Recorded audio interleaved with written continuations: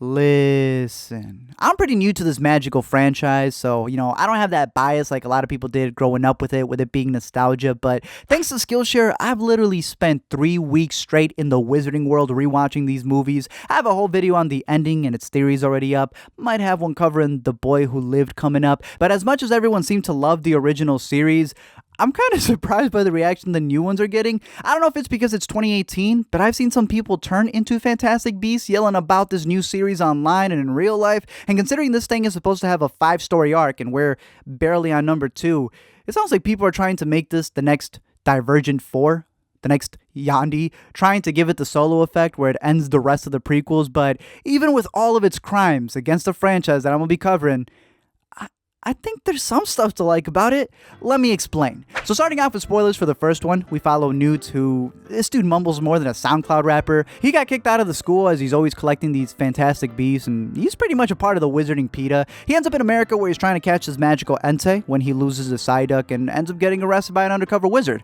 Obviously, Tina isn't going to be the next Hermione, but, I think she's adorable. Hair does look like a watercolor brush from 3rd grade, but look at those cute little beady eyes. Like a salamander. I think the problem people have with the first one was the shift between the UK setting and now it being in America, which is obviously going to give it a different feel. At least tell me you took care of the no match. The what? The no match. No magic. The non-wizard. Sorry, we call them muggles. And while I think it would be cool to have different miniseries that take place, they have enough world building so that we can have an American Hogwarts, a Canadian Hogwarts. I would love to see Mexican wizards making carne asadas and cooking hogs with words, but if Kingsman can do it, y'all have a way bigger world to do that with. As for Newt, you would think that once he befriends this human from Mouse Hunt, that he would have an easier time catching these animals, but these two rule New York like it's a Marvel movie, until they both find themselves in a fine frenzy. You know how to read minds. Oh, don't worry, honey. Most guys think what he was thinking first time they see me. That'll make you forget all this witchcraft you've seen. Now, if y'all thought Eddie Redmayne was good in A Theory of Everything, wait till you see my man get out of the wheelchair and, do whatever this is. He's catching all these animals until he gets caught and gets accused of being the culprit that's causing all of these disasters in America. See, the people of New York are tweaking because they feel that there's these demonic chemtrails out there. There's this whole establishment treating these kids like Cameron Post because they believe them to be possessed. They're hitting them with their own damn belts. As someone who grew up getting hit with La Chancla, bruh, this is on a whole nother level of crude. I guess to the point I'd rather be at Sabrina's witch school than with this. Beasts start appearing everywhere, so Colin Farrell's Graves gets put on the task in investigating Grindelwald and his crimes. And Grindelwald's this dude who was mentioned briefly in a deleted scene from the first Harry Potter movie. He's like the OG Voldemort who carried out the first wizarding war against Dumbledore, and he's kind of supposed to be the Thanos of this 5-arc series. Once a human politician dies, the Magical Congress ends up blaming it on Newt, saying that one of his animals did it, when in reality it was this thing called an Obscurus. If you've ever seen any X-Men movie, the thing is practically the Phoenix that takes over, which is really funny when you see how a Phoenix connects things later on. But it's this parasite that takes over a young wizard whenever their powers get suppressed, whenever they're going through a bunch of traumatic events. Newt even met a girl who had one in Africa, and even though the little girl died, somehow that thing didn't Eddie Brock anyone else, and he's able to lock up the venomous spirit in this briefcase to observe it. However, my man can't say that someone planted it on him, so they sentence him to death thinking that it really is him, and they're about to be demolished before his little Groot is able to get them out of there. Queenie's able to also rescue them as she smuggles a muggle and uses the greatest spell of them all, sex appeal. Thanks. Now, Ezra Miller is playing sad Ezra Miller, and he's this orphan that gets abused so much that he makes Harry's intros look like a vacation. Everyone's talking about his sister perhaps having the obscurial that's causing all of these disasters, when they really needed to be talking about Credence. Graves is trying to get him on his side for some reason. Newt is trying to relate to him, but after all this antagonizing, Credence goes full venom and wrecks like half the city before dying. Graves then gets super pissy and tries to leave when Newt captures one more beast, and it ends up being Johnny Depp.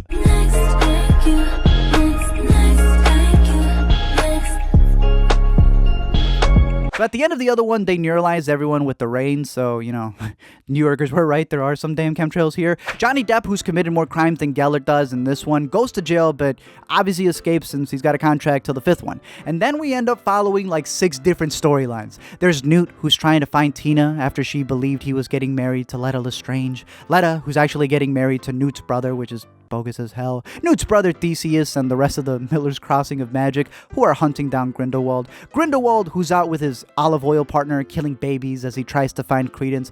Credence, who's out looking for his mama. Are you my mother? He said to the hand. And young Dumbledore, who...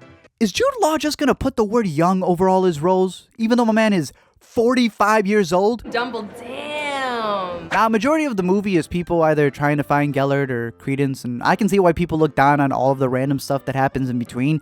Like, there's this whole 51st rapes thing going on with Queenie that came out of nowhere. Like, you ain't gotta put a spell on this dude for him to love you, right?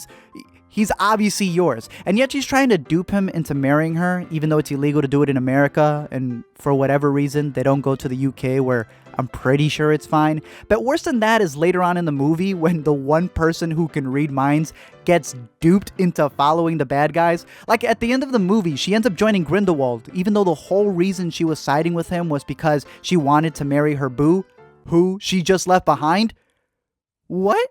A lot of people have also complained about the random fan service in the films, which, you know, considering I don't have that deep of a nostalgia for it, not all of it bothered me. You know, I like the bits where the dude who made the Sorcerer's Stone appears. He was funny, and, you know, seeing the Sorcerer's Stone for a bit, I thought was cool, but I kind of get the things around, like, Nagini. Like, in the original series, this was just Voldemort's snake that he carried around with him, since it was his Horcrux, and now all of a sudden she's a human.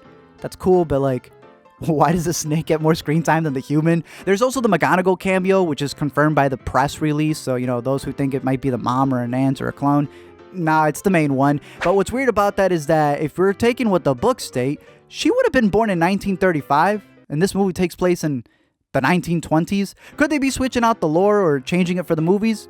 Probably. Or, you know, maybe she's using that time turner thing that she gave Hermione and she's just always going back to the future. But probably the funniest ones, the ones that I'm not even mad at, but I know some fans are furious about, are all the ones that deal with Dumbledore. He has this dark past in which he flirted with Grindelwald's ideology. I am positive that there was a mutual respect of one another's abilities, and I'm sure, especially with Grindelwald, a jealousy, also maybe a bitterness for having such love and respect. JK and Depp are just skirting the gayness. Like when you reveal to your fan base that the greatest wizard of all time has locked wands, and then you suppress that hype from them in the movies even though they've been waiting to see it, boy, your fans are gonna get possessed with their own obscurios. Like, they legit made a blood pact in the movie. They even tell Dumbledore that they were like brothers, and he's like, we were more than brothers. But then it's like, it almost felt like he was gonna follow that up with a, but no homo, though. I don't know. Maybe all of this will be revealed later. I just think it's hilarious how the fans have gotten on edge because they've been promised this. Meanwhile, the studio's like,